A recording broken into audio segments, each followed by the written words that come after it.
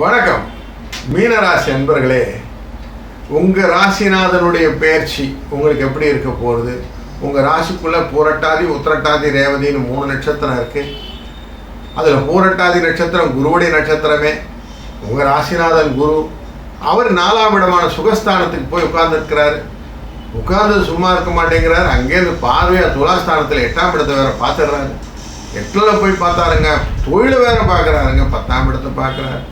10வது பார்த்தாரு, 12ஆம் இடம் விரயஸ்தானத்தையும் பார்க்குறாரு. அப்படின்னா எனக்கு என்னங்க ஆகும் அப்படின்னா, உங்களுக்கு எதிர்பாராத வரவுகள் கொடுக்க போகிறார். வெளிநாட்டு தொடர்பான நல்ல செய்திகள் வந்து சேரப்போகிறது. தொழிலிலே முன்னேற்றம் காணப்போகிறது.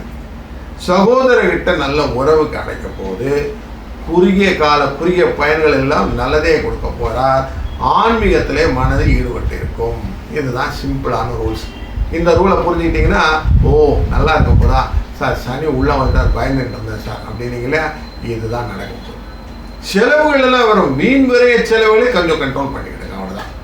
ஆனால் வர்த்தகம் ரிலேட்டடான பண வரவுகளை கொண்டு வந்து சேரும். நீங்கள் செய்ய வேண்டியது ஸ்ரீரங்கநாத பெருமானை போய் ஒரு வாரம் பார்த்துட்டு வந்துடணும். நீல ஆடைகளை தானம் செய்வது.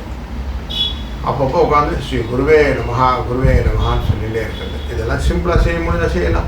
இதெல்லாம் செஞ்சால் என்ன சார் ஆகும்னா, உங்களுக்கு நல்ல ஒரு வரவுகளை கொண்டு வருவார். வாழ்க்கையில் தெளிவை ஏற்படுத்துவார். குழந்தைகளுடைய வாழ்க்கையை நல்லா இம்ப்ரூவ் பண்ணி கொடுப்பார். சொத்துக்களை வரவாக, வழக்குகள் சென்றுவிடும். வழக்குகள் உங்களுடைய தீர்ப்புகள் உங்கள் சாதகமாக மாறி வந்திருக்கும். அது மட்டும் இல்லை, மருத்துவ செலவு குறைந்திருக்கும். தாயாரின் உடல்நிலை, அவருடைய அன்பு, இது ரெண்டுமே உங்களுக்கு நல்லதாக அமையும். இதெல்லாம் ஒரு நல்ல சைன் தானுங்களே.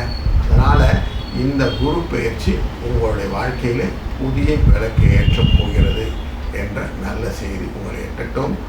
வாழ்க வளத்துடன்.